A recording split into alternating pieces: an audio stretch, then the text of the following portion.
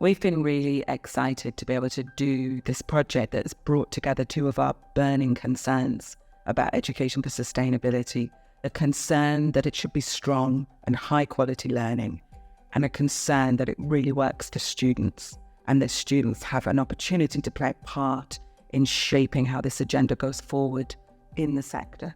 The student team, they looked at 35 universities in the sector that had all got started on some kind of sustainability learning. And at the end of that process, the student team had some quite profound recommendations. One of those was around all of the confusion. The sector review was really interesting. I found out the universities use the global goals interchangeably with EFS. One of the issues with the global goals is that it allows people to use single pillar thinking. Education for sustainability means more than single pillar thinking. It means systems thinking. It needs to understand the relationships between the pillars and create that really strong triple bottom line. A lot of the universities that I surveyed seem to be keeping things at a minimum because that's what's easy to audit instead of pushing themselves and striving for true sustainability. Metric for education for sustainability that are meaningful is the real prize here. We want metrics that actually really are getting at where the learning experience has some depth.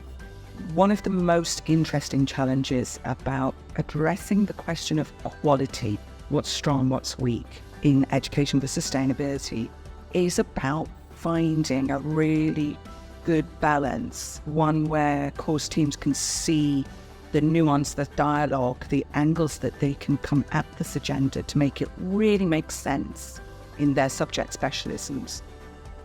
But at the same time, an approach that can be quantified as well, to demonstrate not only to themselves but to students how we're actually progressing. The light bulb moment for me in seeing education for sustainability through student eyes was the real void in the sector between what students want to see in terms of quality for education for sustainability and the entry-level steps that even only some universities are starting to take.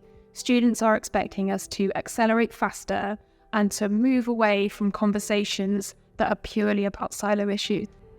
I think curriculum greenwash is going to become more and more prevalent unless we put a stop to it and we're able to identify and spot the signs of greenwash as they creep in.